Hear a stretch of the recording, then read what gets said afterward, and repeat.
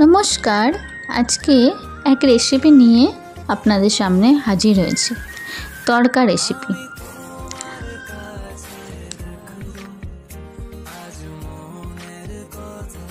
তো আমার তড়কা রেসিপিটা বানাতে কি লাগছে তা আপনারা দেখে নিন। এইভাবেই বাড়িতে বানান, আপনাদেরও ভালো লাগবে। তো আমার লাগছে পেঁয়াজ কুচি, ক্যাপসিকাম কুচি, গোটা কাঁচা লঙ্কা কুচি, টমেটো কুচি, সামান্য পরিমাণে আদা কুচি, ধনেপাতা কুচি ও সামান্য পরিমাণে রসুন কুচি। আমি আগে থেকে এগুলো কুচিয়ে রেখেছিলাম। আর রয়েছে দুটো ডিম ও আমি ব্যবহার করেছি তড়কা মশলা। আপনারা চাইলে বাড়িতে মশলা বানিয়ে নিতেও পারেন। আমি বাজার থেকে কেনা তড়কা মশলা দিয়ে আজকে রেসিপিটা আপনাদের করে দেখাবো। প্রথমে গ্যাসের ওভেনটা আমি জেলে নিলাম। তার মধ্যে কড়া বসিয়ে সামান্য পরিমাণে সর্ষের তেল দিয়ে দিলাম। আপনারা চাইলে সাদা তেলও ব্যবহার করতে পারেন।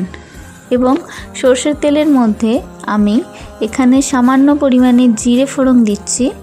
তো সেটাও আপনারা চাইলে স্কিপ করে যেতে পারেন, কিন্তু আমি সামান্য পরিমাণে জিরে ফোড়ন ব্যবহার করেছি ও তার সঙ্গে দিয়েছি তেজপাতা।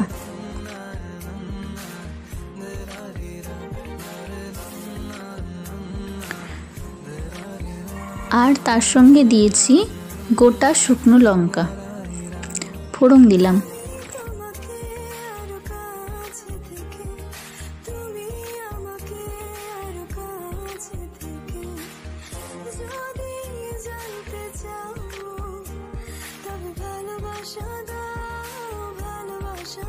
ফোড়নটা একটু হয়ে এলে আমি তার মধ্যে দিয়ে দেব আগে থেকে কুচিয়ে রাখা পেঁয়াজ কুচি।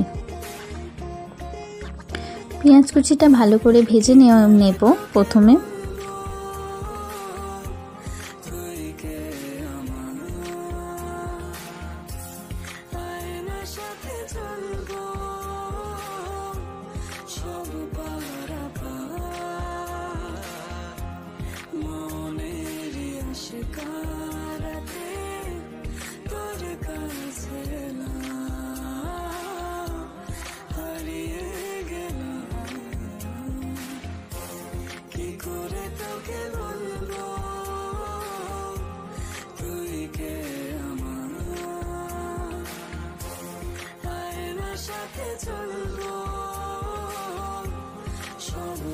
আর আমি আগে থেকেই তড়কার ডালটা কুকারে সেদ্ধ করে রেখেছিলাম। দেখুন কেমন সুন্দর সেদ্ধ হয়েছে। আপনারা চাইলে মিক্সড ডালও ব্যবহার করতে পারেন।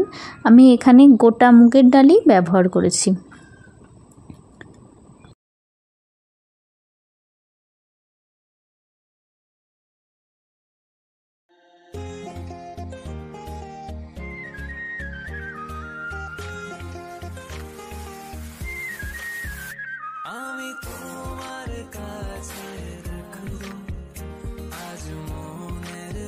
এদিকে আমার পেঁয়াজটা ভাজা হয়ে গেছে।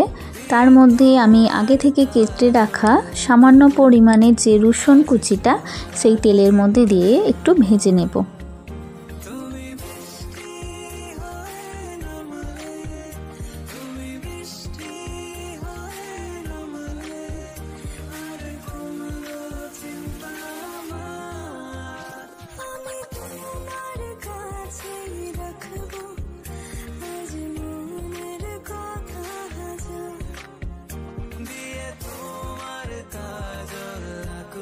রসুন কুচিটা ও পেঁয়াজ কুচিটা একটু ভাজা ভাজা হয়ে এলে তার মধ্যে কেটে রাখা ক্যাপসিকাম কুচিটা দিয়ে আবারও একটু ভেজে নেব।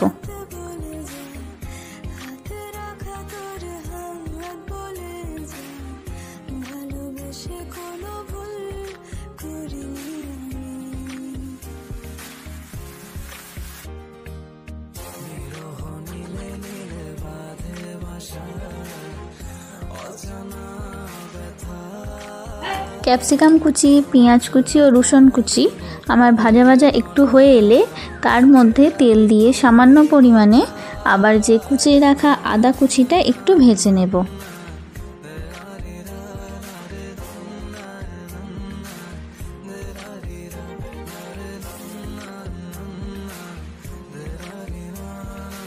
এইগুলো ভাজা ভাজা হয়ে গেলে তার মধ্যে টমেটো কুচিটা দিয়ে আবারও আমি নেড়ে নেব। সবজিগুলো সব মোটামুটি ভাজা হয়ে গেলে সবজিগুলো থেকে একটু তেল ছেড়ে দিলে আমি বাজার থেকে কেনা যে তড়কা মশলাটা ছিল সেটা দিয়ে দেব ও সামান্য পরিমাণে হলুদ গুঁড়ো ও স্বাদ অনুযায়ী নুন দিয়ে আবারও এই মশলাটিকে ভালো করে নেড়ে নেব।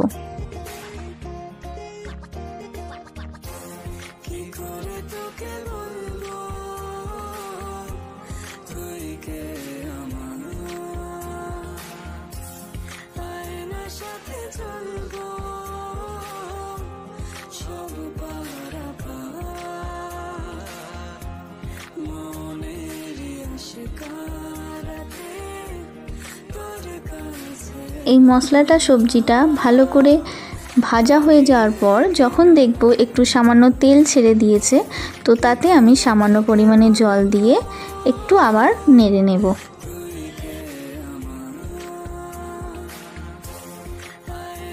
তারপর এই একটু গ্রেভি মতো হয়ে গেলে আগে থেকে সেদ্ধ করে রাখা আমার তড়কার ডালটা এর মধ্যে দিয়ে দেব, দিয়ে ভালো করে ফুটিয়ে নেব।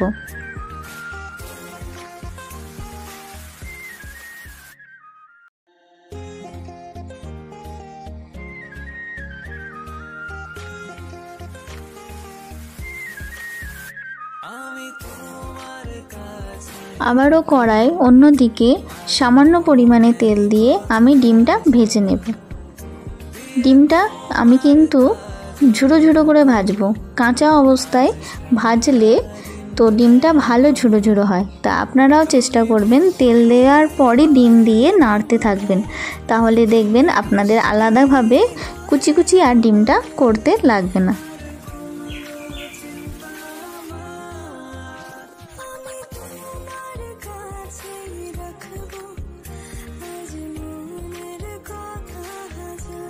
আমি তড়কার ডালটা ডিমের সাথে মিক্সড করে দিয়ে আবারও ভালোভাবে ফুটিয়ে নেব।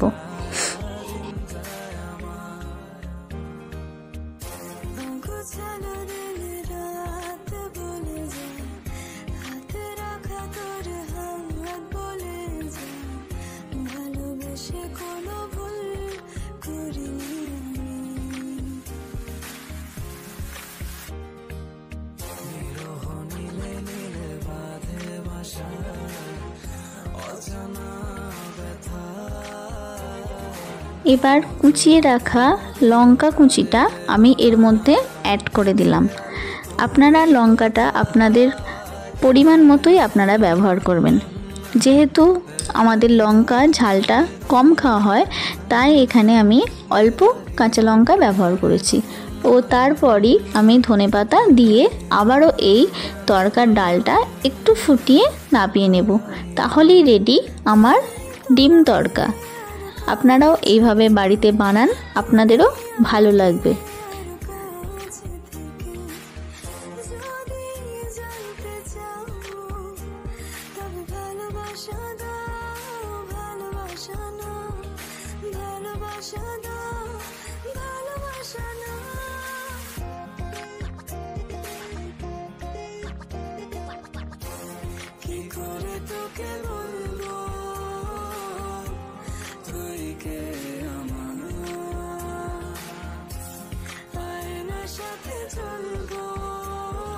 গরম গরম রুটির সাথে এই ডিম তড়কা ভীষণই ভালো লাগে। ভিডিওটা কেমন লাগলো তা কিন্তু অবশ্যই জানাবেন, সঙ্গে চ্যানেলটা সাবস্ক্রাইবও করবেন। ধন্যবাদ।